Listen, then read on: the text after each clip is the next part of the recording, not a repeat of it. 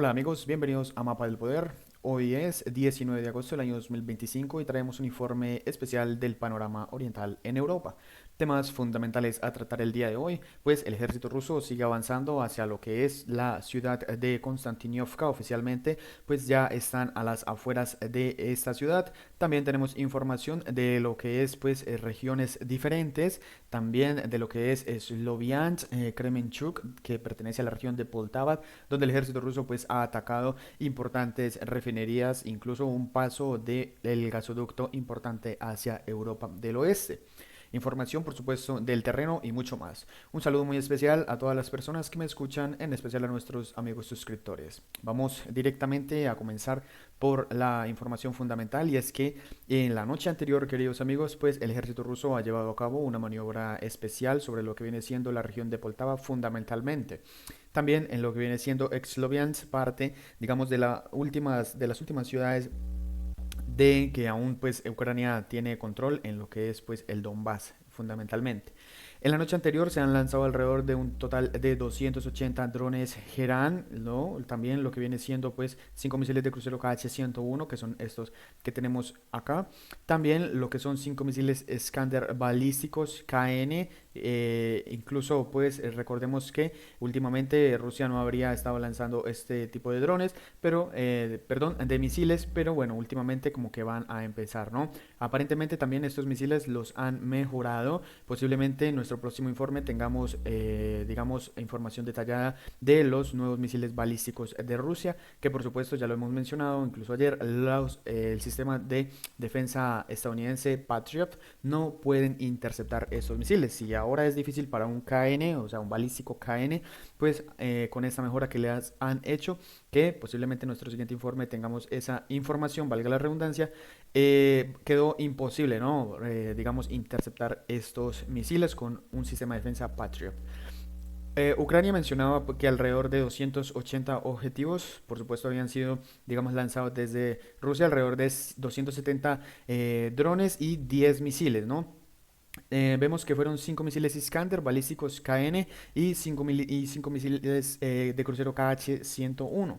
De esos KN, pues 4 de estos habrían sido interceptados. Por supuesto, esto no fue así. Tenemos la información que así lo comprueba, de que por lo menos todos habrían impactado. Y de los misiles balísticos habrían interceptado 2, ¿no? Recordemos que 236 objetivos enemigos habrían sido eliminados, digamos, una cifra muy alta, ¿no? Para lo que viene siendo, pues, la destrucción. Esto ha sido, digamos, muy interesante, ¿no? A dónde han sido dirigidos estos ataques, porque desde hace muchísimo tiempo Rusia habría podido, digamos, haber lanzado este tipo de ataques, pero no lo había hecho. ¿Por qué? Pues bueno. Ya sabemos de que Zelensky se negó totalmente a entregar el Donbass, ¿no? Las sugerencias que incluso el presidente de Estados Unidos le dice, entregue esto, aquello, bueno, pero ellos dicen que no. Entonces, el ejército ruso ha realizado una maniobra no solamente contra Ucrania, sino que es una maniobra contra lo que viene siendo toda Europa del Oeste, todos los países miembros de la Unión Europea prácticamente. El ejército ruso ha atacado la estación comprensora de Lovsny en la región de Poltava con más de 30 drones kamikaze o drones Geran, ¿no? Que amenaza a Ucrania la avería de la estación compresora de gas de Lovsny en la región de Poltava. La ruta principal ha sido interrumpida. La estación de Lovsny bombea gas desde grandes depósitos en las regiones de Kharkov y Poltava hasta Kiev y posteriormente hasta el centro y el oeste de Ucrania. Los daños podrían interrumpir el suministro. Dependencia de los países vecinos, Ucrania se verá obligada a depender del suministro de gas de la Unión Europea a través de Hungría y Eslovaquia. Y esos países restringen el tránsito. Kiev se enfrentará a una gran escasez. Una compleja circunvalación existe en la ruta alternativa de Dikam-Kavrosmich y Grench-Benkosh-Kavjak. Glushkovyakia, pero es técnicamente compleja y no permite el suministro de gas necesario. Si el gas producido en la región de Kharkov no tiene donde bombearse debido a la capacidad insuficiente de los gasoductos restantes a las pequeñas instalaciones de almacenamiento locales, sus productos deberán reducirse o redirigirse al sur de Ucrania, donde los gasoductos existen, atraviesan Transnistria. existentes atraviesan Transnistria, ¿no? Eso viene siendo pues un gasoducto que es muy importante para Europa del Oeste. Pues vemos cómo Rusia simplemente atacó la zona, la arteria, ¿no? La arteria importante tanto para Ucrania como para lo que viene siendo la Unión Europea. Y bueno, esto también, los informes lo veríamos en nuestro mapa, por supuesto.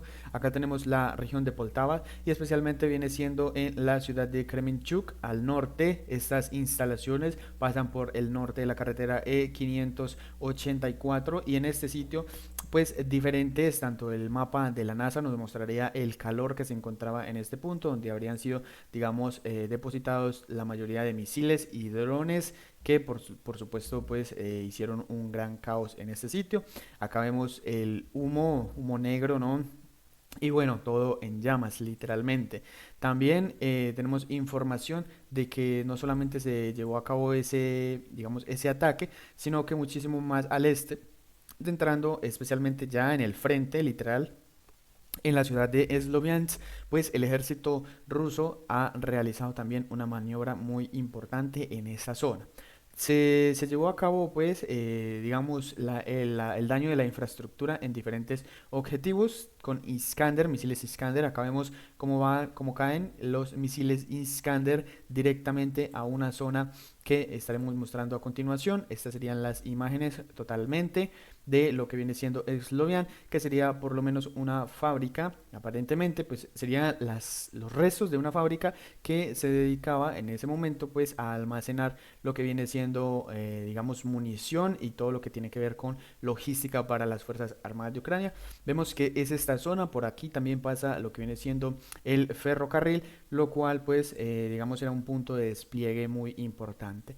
En esa misma zona, queridos amigos, vemos como un Patriot, un sistema de defensa estadounidense, queda vuelto, digamos, pedazos, ¿no? Aquí vemos cómo cae un misil Iskander directamente entre de donde se había guardado, ¿no? Donde lo habían protegido aparentemente, pero vemos como el misil Iskander también impacta directamente y no deja nada que hacer. También de esta misma zona, pues en Poltava, estas serían imágenes de Poltava, de lo que viene siendo pues todo el incendio, ¿no? Que generaron estos drones y en todas estas refinerías. También aquí vemos cómo los drones Geran pues avanzaban, incluso el sonido, sabemos que esos sonidos son, digamos, estremecedores, son muy, digamos, muy importantes, ¿no? Cuando se escucha esto sabemos de que va a haber, digamos, un objetivo seguro y que va a impactar directamente. Y bueno, todo esto fue en lo que viene siendo Poltava y Sloviansk, más que nada fueron los dos puntos donde el ejército ruso, digamos, enfocó sus objetivos. Teniendo en cuenta eso, pues vamos a dirigirnos ya a la información fundamental. Vamos a empezar por lo que viene siendo el oeste de Chasiv Yar, parte de la zona norte. Recordemos que en este punto el ejército ruso pues ha realizado una maniobra muy interesante hacia el lado oeste, hacia Isevkak, que viene siendo una localidad donde aparentemente habrían ingresado grupos de reconocimiento y de sabotaje del ejército ruso. Pero la información es que al norte de Chasiv Yar, ya con dirección hacia el oeste, pues el ejército ruso ha realizado una maniobra que ha, digamos, controlado lo que viene siendo una fortaleza que se encuentra a las afueras de Chasiv Yar y se estarían aproximando a la siguiente localidad del norte. Recordemos que en este punto será importante controlar por lo menos estas estas cuatro localidades para interrumpir la carretera, pues, que suministra lo que viene siendo Konstantinivka en la parte más al sur. Esa sería la idea y con base a eso pues hay que tener muy en cuenta la siguiente información. El ejército ruso oficialmente, queridos amigos, ha ingresado en la ciudad de Konstantinovka. En este punto habrían ya superado las barreras, las fortalezas que se encuentran al lado oeste y bueno, han directamente penetrado en las afueras en esta localidad. Vamos a ver, recordemos que este tipo de movimientos se deben de consolidar. El ejército ruso pues tendrá que tratar de consolidar las posiciones en esta zona, pero no solamente en esa zona, digamos, fue el avance, sino que se cerraron alrededor de 26 kilómetros cuadrados en la zona donde dijimos, si el ejército ruso, habíamos dicho nosotros, que si el ejército ruso realizaba, digamos, operaciones hacia el sur y hacia el norte de Villagorak, pues podrían realizar este control en esta parte y encerrar a las unidades que se encuentran en esta zona. Vemos que no simplemente han realizado eso, sino que han dado la oportunidad, literalmente creo que es una oportunidad, ¿no?, de que las tropas que se encontraran en esa zona pues pudieran salir de este punto lo más rápido posible. Y bueno, alrededor de 26 kilómetros cuadrados el ejército ruso ha capturado. Diferentes medios se hacían eco de ello. Aquí tenemos otro medio como nos menciona, ¿no?, de que ya las tropas rusas habrían, digamos, ingresado en las primeras zonas de la zona urbana de la ciudad de Konstantinovka, un hecho, digamos, histórico en este caso. Habrían, digamos, el medio Anatoly Rado nos contaría de que habrían tomado todas las fortalezas que, digamos, cubren o bueno, protegían, ¿no?, lo que viene siendo toda esta zona residencial. Entonces es muy probable que, digamos, estén trabajando en todas estas fortalezas en las afueras de la ciudad. Literalmente ya estarían dentro de la ciudad y estarían capturando estas fortalezas para así establecer digamos, una cabeza de puente que les permita ampliar su control y por supuesto lo más importante, consolidarse. La información siguiente es un poco más al oeste, teniendo en cuenta esto, el paralelismo, pues nos dirigiríamos a lo que viene siendo el frente de Shakove. Recordemos que este viene siendo el objetivo del ejército ruso. Esta localidad y estas fortalezas que se encuentran en este lugar serían los objetivos del ejército ruso en estas próximas semanas para poder consolidar lo que viene siendo todo el frente norte de Pokrovsk y así poder pues realizar, ¿no?, un movimiento muchísimo más amplio, ¿no?, controlar toda esta carretera que bueno, ya la cortaron por supuesto, pero la idea es controlar el terreno, por supuesto. También, digamos, el medio de Anatoly Rado pues nos cuenta cómo se habrían realizado esos movimientos hacia el interior de Shakhovek en estas posiciones y por supuesto que se estarían realizando, consolidando las tropas en lo que viene siendo esta localidad de Kucheriv Yar, donde el ejército ruso aún sigue manteniendo el control y el ejército ucraniano pues no ha podido expulsar el ejército ruso de esta zona. Solamente pudo, digamos, expulsar de las zonas más al norte de Solotikolodiach y de Vesele, recordemos, que es donde, digamos, más se quebró, ¿no?, esta defensa y por supuesto estas fortalezas son súper importantes para ambos bandos y tenerlas, digamos, se considera el logro más importante, ¿no? Tengamos muy en cuenta que el día de hoy también se llevaron a cabo 19 intercambios de cuerpos rusos, pero Rusia entregó alrededor de 1.000 cuerpos ucranianos, una diferencia increíble, ¿no? Esto, digamos, muestra la digamos, la controversia entre ambos bandos y por supuesto, perdón, muestra, digamos, la diferencia de superioridad numérica. En este punto recordemos que la mayoría de estos cuerpos han sido recogidos de la región de Kursk. Y pasando a información de las últimas informaciones fundamentales, pues tenemos las declaraciones claves de Donald Trump el día de hoy, pues teniendo en cuenta que el día de ayer se llevaron a cabo las conversaciones con diferentes miembros de los diferentes partes de la Unión Europea, ¿no? Declaraciones clave de Trump. Espero que todo salga bien con Putin, de lo contrario la situación será difícil, como siempre lo ha hecho, ¿no? Aquí está el Zanahorio, pues contándonos su egocentrismo y digamos, sus sueños mojados, ¿no? Que será difícil, ¿no? Pero bueno, espero que Zelensky haga lo que debe y muestre flexibilidad. La adhesión de Ucrania a la OTAN siempre ha sido un tabú para los rusos. Ucrania no se ha unido a la OTAN, pero recibirá garantías de seguridad de Europa con el apoyo de Estados Unidos. Francia, Alemania y Gran Bretaña desean desplegar tropas en Ucrania como parte de las garantías de seguridad para el país. Esto no creará problemas con Rusia. Claramente sí creará problemas porque es algo que Rusia no permitirá. No habrá tropas estadounidenses en Ucrania, pero Estados Unidos puede proporcionar apoyo aéreo. Algo que, digamos, recordemos lo que pasó con Irán y bueno, no hay que confiarse de estos estadounidenses, ¿no? Los líderes europeos reunidos en la Casa Blanca se mostraron comprensivos con la necesidad de concesiones territoriales a Ucrania. Venderemos armas a la OTAN que luego se suministrarán a Ucrania. Ucrania recibirá una gran cantidad de territorio. Esto, digamos, devolver Crimea a Ucrania es imposible, ¿no? O sea, Ucrania deberá ceder esos territorios también. Las declaraciones después de esto de Lavrov, tras las conversaciones en Alaska, así como de la reunión entre Zelensky, Trump y los líderes europeos. Trump y su equipo ha profundizado en el conflicto de Ucrania. Rusia no rechaza ningún formato sobre Ucrania, ni bilateral ni trilateral. Cualquier contacto al más alto nivel sobre Ucrania requiere una preparación minuciosa sin respeto por la seguridad de Rusia y los derechos de los rusos en Ucrania. No se puede hablar de acuerdos a largo plazo. Rusia nunca ha tenido como objetivo la usurpación de territorios, ya sea Crimea, Donbass o Nueva Rusia, sino proteger al pueblo ruso, que digamos desde el año 2014, que pues iniciaron las hostilidades más a fondo, siempre es lo que han dicho, pues proteger al pueblo ruso. A juzgar por las palabras del ministro de Asuntos Exteriores, no se niega directamente la posibilidad de una reunión personal entre Putin y Zelensky, pero se requiere cierta preparación para que se lleve a cabo. Teniendo muy en cuenta eso, pues recordemos que este personaje que vemos acá últimamente está trabajando una diplomacia muy interesante, no tanto prorrusa, pero tampoco tan pro Unión Europea, siendo digamos uno de los países Eslovaquia que pertenecen a digamos la Unión.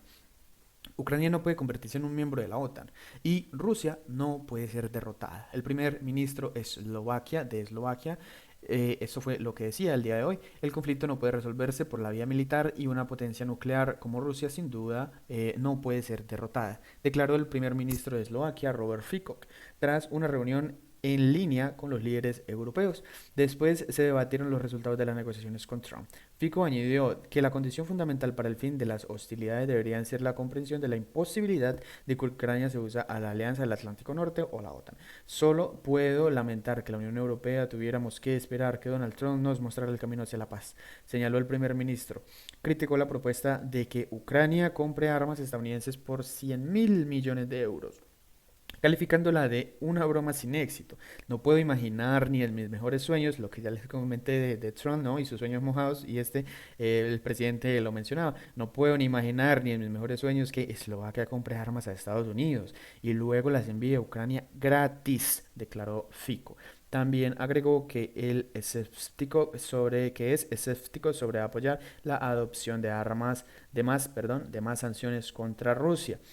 Y bueno, por último quisiera ya, digamos, dejar una reflexión, ¿no? De lo que venía, de lo que nos decía, digamos, el ministro de Asuntos Exteriores, Lavrov, sobre su camisa, ¿no? Porque, digamos, se habló de mucha controversia digamos, en la diplomacia. Y bueno, digamos, con esta información, quería ya, digamos, terminar nuestro programa del día de hoy. Y hasta aquí el reporte del día de hoy, queridos amigos. Muchas gracias por acompañarnos. No olviden dejar su like, comentar, no olviden suscribirse a Mapa del Poder. Activen la campanita para recibir nuestras notificaciones diarias. Dios los bendiga y hasta la próxima. Жалко, что вы сегодня не в свитшоте СССР. Ну, знаете, я считаю, что из этого раздули сенсацию, тут нет ничего необычного. Много у нас продукции, которая воспроизводит советскую символику, и я не вижу в этом ничего зазорного. Это часть нашей жизни, часть нашей истории, это наша Родина, которая теперь вот обрела форму Российской Федерации и окружена бывшими советскими республиками, дружественными нам странами. Конечно, не обходится без различного столкновения интересов, но это жизнь. И я считаю, что вот эта мода, если хотите, я видел после того, как состоялся саммит в Анкоридже, я видел, как молодые ребята, которые здесь учатся в МГУ, в других университетах, демонстрировали эти свитера. И мне кажется, здесь ни о какой имперскости, ни о каких попытках возродить имперское мышление, как некоторые на Западе говорят, речи не идет. Речь идет о том, что есть история, и эту историю нужно хранить, в том числе, если хотите, и с чувством легкого юмора.